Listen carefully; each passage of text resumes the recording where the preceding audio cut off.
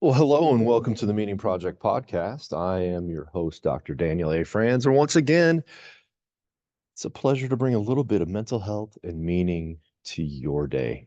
Again, finally, today, who knows if tomorrow, I don't know.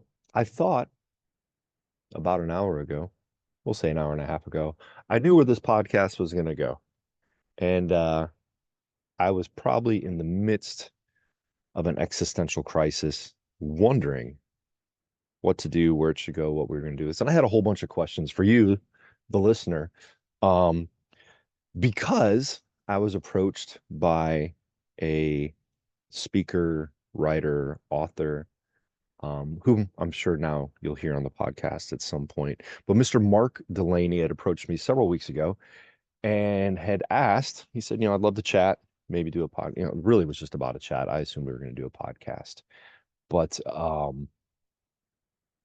no, what I said, look, I don't know if I'm ready to record a podcast today. I don't know if I'll be ready to record a podcast anytime in the future. But let's just chat. I know about meaning. You talk about purpose. Maybe you can help me with this existential crisis. The crisis was, should this podcast continue? And if it does, how so? Because I was a little jaded. I want to talk about kind of where I've been and what has led to this, but I was definitely jaded. Um, I'm too many gurus. I'm tired, and maybe that's just my world and my life and what I see, but too many gurus out there, too many influencers. There we go. Too many people on social media trying to tell you how to live your life. And as I say that, I'm like, oh, damn, that's me. That's what I do sometimes. I don't want to be an influencer. I don't want to be somebody that tells you how to live your life.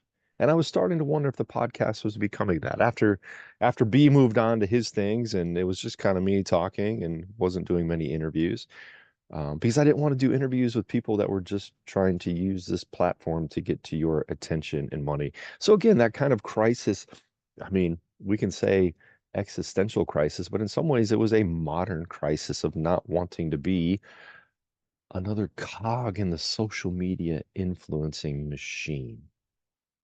But that all changed when I talked to Mr. Delaney, and I'll tell you a little bit about that, but not too much because we're going to schedule a time for him to hop on the podcast. But so took some time off.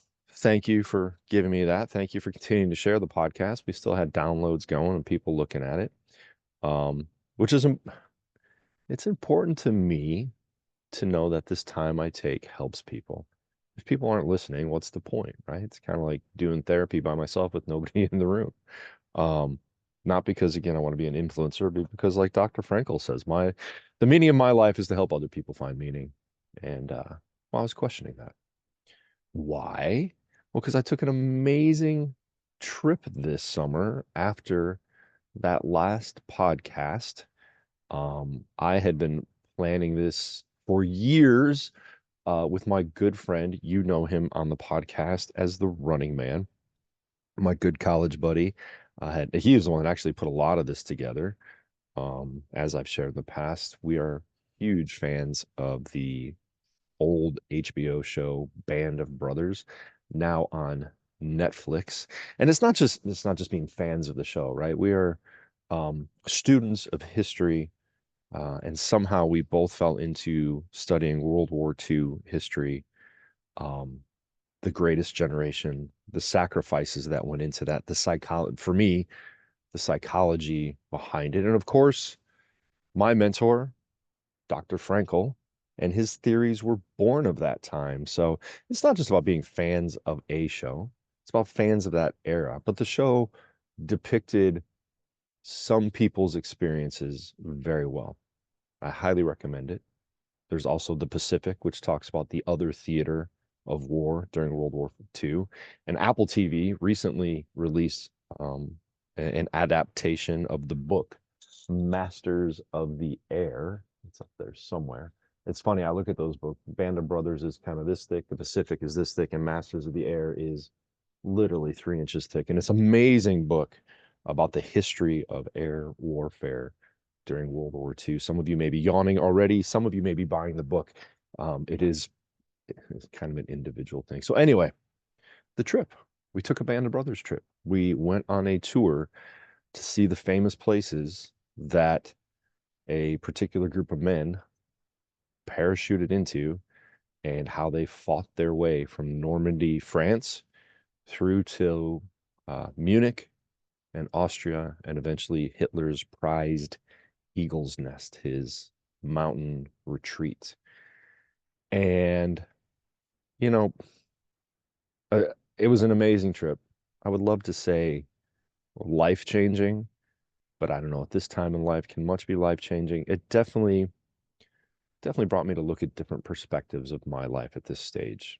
Especially, I think, just being in Europe, and I think you've heard me say this before, and how Europeans look at us and how we work and how we eat and how we consume, how we market to each other, how big companies can get away with anything because they have politicians in their pockets and they're slowly killing us in our food supply and poisoning the environment, right? I can go down a path there, which isn't a, it's probably a meaningful one if I have solutions, but really right now I could just whine about it until I come up with solutions. And maybe through this podcast, I'll talk about some of the potential solutions. But the point being, um, it was an amazing trip and it made me think about, see things differently and wonder what kind of impact I was having in the world. And with that, we spent some time. It's funny. So there's the Band of Brothers trip, 9 or 10 days, a lot of time on a bus, a lot of time seeing places. Um, Big bus, six of us men in the back, because the cool kids sit in the back seat. But also making friends with people from all over the US. Great family from Pittsburgh, some people from Texas, a lot of veterans on the tour. We had the honor, oh, this is beautiful. We had the honor of visiting General Patton's grave in Luxembourg. And our veterans, the veterans in our group, had the distinct honor of placing flowers on Patton's grave while taps played. And that was, you can hear it tears me up just a little bit still now to have had that honor. Um, Another, boy, I don't know if you'd call it an honor. I haven't taken the time to really think about it, but it was a great sadness, really. I wrote about this a while ago, visited the concentration camp Dachau in Nuremberg. And that would be the second time I visited Dachau. I visited as a younger man, um, probably in my 20s, before I studied as much Frankel. And it was haunting then. But today, or then, and just a few weeks ago being there, well, it had so much more meaning and significance. Um, so yes, travel throughout Europe, and then um, myself and the running man and another gentleman, uh, because our wives hadn't had much of a vacation in recent years, we met them in Switzerland and we traveled through Switzerland and saw the sights there, and it was amazing and breathtaking, but also very informative. Did you know um, the Swiss really don't want us there? They enjoy us as tourists because we'll go and spend money, but we cannot expat to their country. We cannot live in their country. We can barely trade with their country. Um, they apparently don't like us very much. It's interesting because of what the aforementioned, what we do. They are so very rule oriented. Their country is beautiful. You can drink right out of the rivers and streams. We did several times. I'm still here to talk about it. Um, an amazing country, beautiful place, but definitely an interesting history. So through all that travel, it really caused me to think about what's important in life. Time with my wife and family, good friends, and how to, well, there was a part of me that became quite despondent, right? These other countries live a different way, and our country seems very hard to fix. And I believe, well, I was there, away from the US during a time of what was seemed political upheaval. an assassination attempt, the current president bowing out of re-election race, all of those things. Um, and then to come back to that uh, was different. Meanwhile, I came back here in England, and I think it was Spain, Portugal, maybe. I don't know. Riots are going on there. We were actually in England, in London for a minute. Probably where the maybe where the riots were going on a week later. It was an interesting time, which brought me to ask, how am I serving people? How am I helping? Is my work meaningful? Because, I look at the statistics of the Meaning Project podcast, and by no means am I any Joe Rogan, right? I don't expect 1 million downloads per episode. I don't know what to expect. I know I touch the lives of a few people, and they say nice things and they email me back. Um, and we have some good interactions. But is that enough? Because there are other projects going on, and those are the ones I hinted at previously. Right now, my work with Cardion is certainly picking up, and there's some big demands there, and I cannot wait. So I'll tell you a bit about Cardion. Cardion is going to be a card-based app to help people with their mental health and wellness. We were going to, something you can download, and every day you're going to get a dose of mental health and meaning in a challenging way. Some information, here are things you need to know from different sources, not just me, but we have a team. I am responsible for a team of clinicians and very intelligent people to, excuse me, build the content for Cardion. And we'll be continuing to bring on people. We are actually, this is kind of cool. I never thought I'd be doing this, but actually pursuing outside funding, looking for angel investors and things like that. That's a really cool kind of business thing that I've never done before. So as the chief clinical officer, big part of my job is to get this thing up and going and to bring on clinicians and individual clients to beta test it and to fix it and correct it so it can be one of the most helpful apps out there. We hope to change the mental health field in a very positive way. So look for that. We will be releasing version 1.77 here in the next few weeks.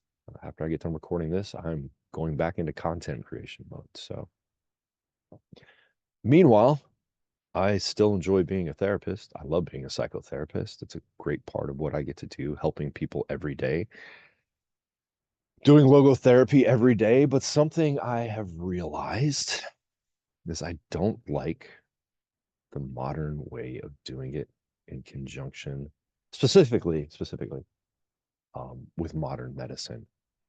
And so, as I believe I've shared, I have started a course in psychedelic-assisted therapy.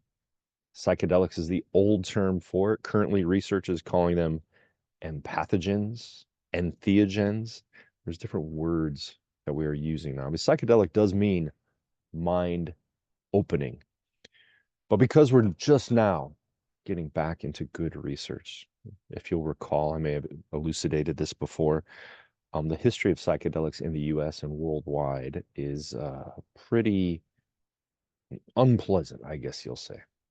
If we go back about 100 years ago to the start of the war on drugs, I love talking about this bit of history.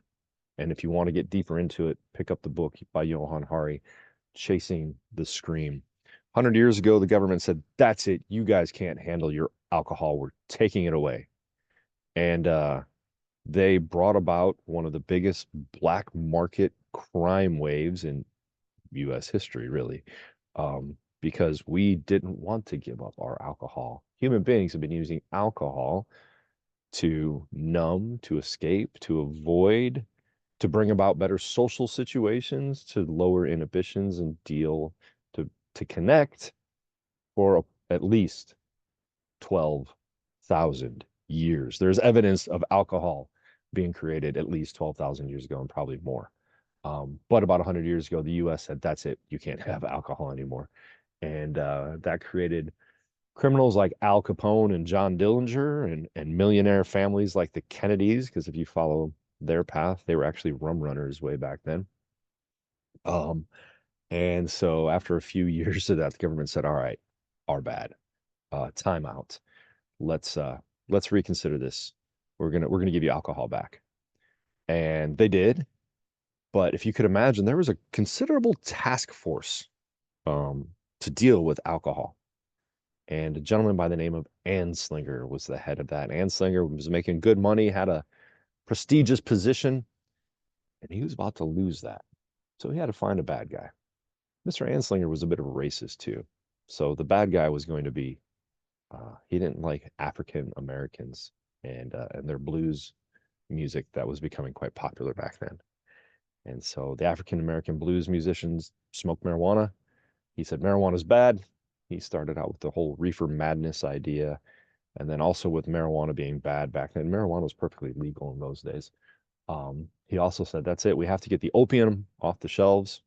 If you remember your history back then in the 1920s and 30s and before, you could go into your local CVS or Walgreens, get a little vial of something called laudanum, which was an opiate concoction, a tincture that you could put in your tea or your drink just to kind of deal with pain or to numb yourself out. Cocaine was also taken off the shelves, and Coca-Cola could no longer use true cocaine in their magic recipe. So Anslinger started the war on drugs. And a few years later, a gentleman by the name of Albert Hofmann discovered uh, LSD. I forget the formal name. I know there's lysergic acid in there somewhere. He was a chemist and he was working in chemistry. I think, oh boy, my history escapes me. Sweden, somewhere in Europe. And Dr. Hoffman created this substance. He didn't think it was anything important, but somehow it got on his skin and in his system, and he started to experience some funny things. And so he realized, and some what we would now call today some mystical experiences. And there's actually a pretty firm definition of mystical experiences that I'm still studying and don't quite have a good grasp of to share with you, but we'll talk about that later. So Dr. Hoffman goes back to his lab and he thinks, well, this is interesting. I'm going to try just a little bit more. But he doesn't know what he has and he doesn't know how to dose himself. So he tries a little too much and gets a little silly, has an even more significant mystical experience, and needs to get home, but knows he shouldn't drive. Uber and Lyft did not exist then. So he takes his bicycle and tries to ride his bike home through the city. And actually, amongst psychedelic researchers, that is now known as Bicycle Day. And it's in early spring, sometime in April. Ironically, not 420, but sometime around 420. So, anyway, from there, Timothy Leary, professor at Harvard, begins to experiment with this, as well as his merry band of research scientists, which ironically, I just found out the other day. Do you know who took his position at Harvard? That's right. Friend of the show and idol of mine, Dr. Jordan B. Peterson, had Timothy Leary's position at Harvard years after he left. So, anyway, Dr. Timothy Leary starts a counterculture. People are rebelling against the Vietnam War, and LSD and psilocybin mushrooms and all of these substances are kind of going awry. And I believe it was Nixon who said, that's it. We need to classify these as a Schedule 1 illegal drug and get rid of them. And of course, that's where the black market comes in, and these are sold and expensive in different ways. And we were not allowed to do, we being, psychologists and chemists and researchers, not allowed to do experiments with them until recently, as the government loosened restrictions on cannabis. We started to point out a group called MAPS, the Multidisciplinary Association for Psychedelic Studies, which is now goes by Lycos because they are actually trying to lead the research to have some of these legalized for therapeutic purposes, starts to do research, good research, solid research, publishable research, double-blind studies and things like that, not just case studies, which the FDA does not believe in case studies. Through that, ketamine is legalized. Ketamine is shoot, an analgesic, I think, an anesthetic. It's kind of numbing in high doses. We actually use it in surgery to numb you out. But in lower doses, it is one of these empathogens. It opens us up to these different experiences. Psilocybin is being studied in a similar way. It is legal for therapeutic uses in Oregon. You can actually get a license along with your, like my licensed mental health counselor, my mental health counselor license. You can get a license in psilocybin assisted therapy in Oregon. Colorado has just come online. We found out literally last week has come online with the same license. So these things are gaining notoriety and trustworthiness. I don't know if I'll ever be able to use them in the state of Indiana for therapeutic purposes, but I jumped into a class on them. It started in July with a 2-day online intensive. I think, I don't know. Well, it's funny. I was on a plane back from Europe, so I missed the intensive, and I still have 4 or 5 hours to catch up on in classes. While I tell you what, I read this, I knew what the class was going to entail until then I didn't know what it was going to entail because honestly, there are 4 or 5 hours a week I'm in class again. I feel like a college student again. It's kind of cool, a little overwhelming when you think about also running a family and a clinical practice and a being the chief clinical officer. Um, got a bit going on, but I love it. This class, uh, so every week we have a lecture. We have a home group where I get to meet with 10 or 12 other practitioners and we went through some exercises. We get to do a lot of our own personal therapeutic work, which has been really enlightening. I haven't taken the time in a few years to dive back into my history and who I am and why I do what I do. And it's been pretty eye-opening, which of course brings about some of these existential questions. Um, right, let's see. One lecture at least a lecture every week, home group every other week, and then a 2 hour uh, shoot, what do we call it? I guess it's a large group seminar where we have a lecture, but then we also break into small groups to do exercises. So plus I'm catching up on other studies and things like that. So we're talking 4 or 5 hours a week. It's a sizable chunk. Maybe a little bit more. Maybe I'm overestimating. Probably not overestimating. I'm definitely underestimating. So all of that to say, right? It's been an amazing, transformative summer, but it has brought me to questions of existence and meaning. Am I living my life in the most meaningful way to help others? And the question I came to this morning when Mr. Delaney said, "Hey, we're supposed to meet at 9 o'clock," and I responded, "Are we recording or are we just chatting?" And he said, "I'm up for either." And as I sat there with my scruffy, unshaven beard and my Dr. Viktor Frankl t-shirt on, I thought, I'm in no position to record. Um, so Mr. Delaney and I had a chat, and we chatted about meaning and purpose and how he found me and what he thought of my work and what his work was. And it wasn't anything specific or particular about that, but what it was the opportunity to connect with another like-minded individual, as I've been doing in my psychedelic-assisted studies, but just through that podcast and to chat with him about how he found himself helping people find their purpose, how he came to that, not being a therapist, not having a license. Excuse me, it's coffee time, and without a guest, I have to pause. Thank you, Black Rifle. Um, I felt this once again, this profound sense of connection. And I'll tell you a little bit why that was important today. Of course, not knowing if I wanted to continue with the podcast, just wondering if it was time to shut it down and maybe just write, or maybe don't tell anybody, maybe just have Chat GPT write for me. Um, there's this profound sense of connection that I felt yesterday in my small group in my PAT studies, right? So we had a list of questions. Our work yesterday was profoundly introspective and really about, there's the pre-assignment was really think about our family history and any histories of trauma or just difficulties and things like that. And it really took me back to my early years and why I went off to college in psychology.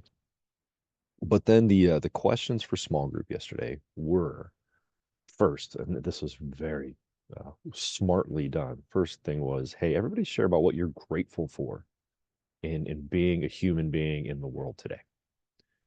And for me, that was easy, right? Coming off this amazing trip, I was like, I really appreciate the diversity of experience we get to have in this world today, the ability to travel, to connect over Zoom and podcast with like-minded people, the ability to choose what we put in our minds. It truly is a spectacular time to be alive. But then the other questions were reminders that, man, as I was reminded of and heard multiple times about our country and our world, we're just not doing it right. We've lost our way in some ways. So these questions ask, what do you find most heartbreaking about our culture today? What do you find most sad or heart-wrenching about uh, the environment? There's like 5 or 6 questions about that we were asked to talk on. And it was overwhelming to think about that. You've heard me again after being in Europe and seeing how they take care of their food supply. And in Switzerland, like cows are truly sacred and taken care of for their sources of nourishment and nutrition. And meanwhile, I love Colorado, but traveling out there and heading into Denver, Greeley, I think it's on I-70. The cattle, I couldn't even call them ranches. The cattle farms there are horrendous. The pig farms of Indiana that you can't even drive near because the smell is so overwhelming because these animals are packed in there. We do not take care of our food supply. We do not take care of our food chain. And that means we're not taking care of each other. Answering these questions and talking about them yesterday was deeply saddening. And of course, in that small group, we all believe in the power of these um, ancient medicines, these natural indigenous medicines to heal and maybe even to heal more than what the SSRIs have. So we're hopeful, but I'll be honest, I'm a little afraid too.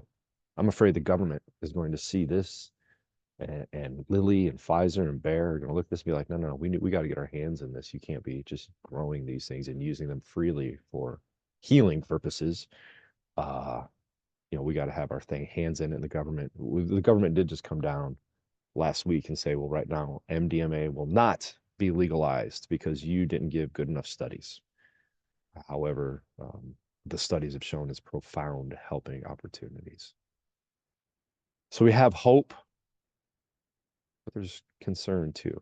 However, if I reflect back on what happened 50 or 60 years ago during the countercultural movement, maybe that's possible too.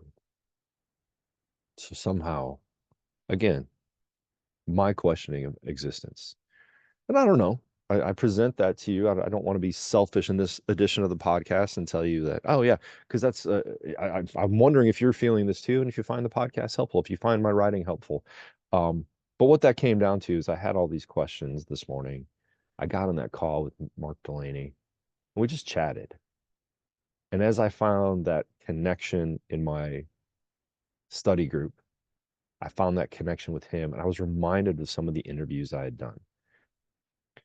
And let's face it, some of them do feel like people just trying to sell their platform. Come buy my course, whatever. And Mark has courses, and I'm sure they're lovely. But what was more important to me is he was a lovely human. And he believed in the fact that he was trying to help people, not just sell courses. And he restored my faith, I guess, in that kind of market. That yeah, there are charlatans out there. Ever since Tony Robbins studied neurolinguistics and went on the air at 3 o'clock in the morning selling it to people and building an empire out of it. Um, there's always been those, even before Tony Robbins, there's always been snake oil salesmen, people just trying to make a buck off your hardship. I didn't want to be one of those. And I was afraid. I was fearful. I was questioning that this podcast was becoming that I was becoming that. Maybe that was some healthy questioning because I did arrive at the point that no, I think this is going to go on. I think I'm going to continue to record this. I think I'm going to continue to just share interviews for those that want to come on. Hopefully, I can convince my good friend Baruch Halevi to come back occasionally and share what he's working on. I'm meeting new people in the field of psychedelic studies, not just speakers on topics, but therapists, physicians, nurse practitioners who believe in these medicines. Maybe they'll come on. And of course, I'll continue to share about my experiences with mental health and meaning. But my question for you, and I'm gonna take the time and I'm gonna put this on the podcast platform. I'm gonna share it on YouTube and I'll write a little bit about it in the blog. But I want to ask you, please give me some feedback. What do you want? If you're signed up on the Daniel A. Franz website to receive the weekly mailer, what information do you want?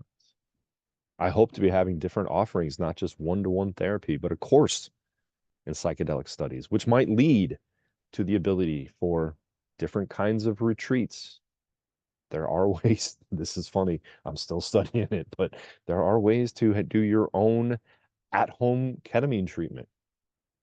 I'll be meeting with a physician, maybe excuse me, maybe nurse practitioner. I can't, I need to remember, in my area next week to talk about partnering so that she can administer that and I can conduct ketamine assisted therapy. Is that what you want? Are you interested in that? Send me some feedback. So while I have the time to create these things, I want to make sure that it's for people that want to. Do you just want more information on Viktor Frankl and logotherapy? Do I need to bring back the Viktor Frankl Meaning Academy and put together a course in logotherapy for you to take and study so that you don't have to read all the books behind me? You can just have Dr. Dan's course on it. Do you want a podcast? Do you want to hear about mental health and meaning? Do you want interviews? What do you want? There we go. How can I best serve you? That truly is the question I have. Um, as I said in the beginning, the numbers I see on YouTube, the numbers I see on the podcast platform, the numbers I see opening the emails and looking at them aren't Joe Rogan numbers, but they're not small either. So I appreciate you allowing me to have an impact.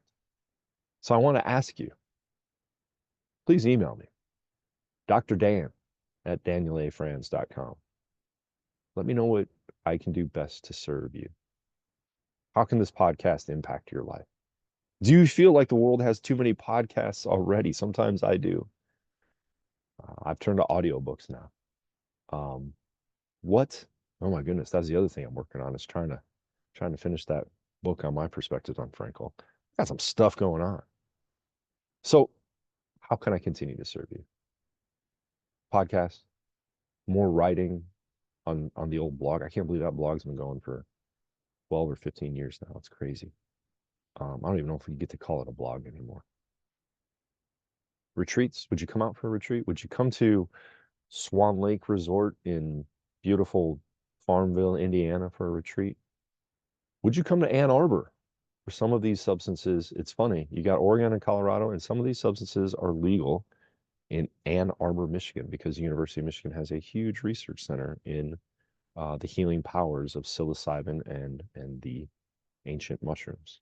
Would that be something you'd be interested in? What was a crisis, an existential crisis this morning, is motivating now. It guides me in a way that I know there's paths I need to take, and I have limited time, not just in every day, but in my life, right? Um, as Dr. Frankl said, the meaning of my life is to help other people find meaning. And he did it through lecture and writing. And I do that sometimes too. But I also have these amazing modern platforms that I get to use to continue to do that. So I'm asking you, how can I best do that for you? How can I best continue to share a little bit of mental health and meaning and bring it to your day? Thank you so much. I hope you enjoy that podcast. I think we'll go weekly again. but I don't know. Maybe not. You tell me. How's that best serve you? As always, hey, I said it. Thank you. I appreciate you. I appreciate you listening. I appreciate you taking this into your day. And my hope for you is that I brought a little bit of mental health and meaning to your day and that you go out and share that. Spread that mental health and meaning, whether it's through just clicking a button and sharing the podcast or being that light to other people in your life. Take care.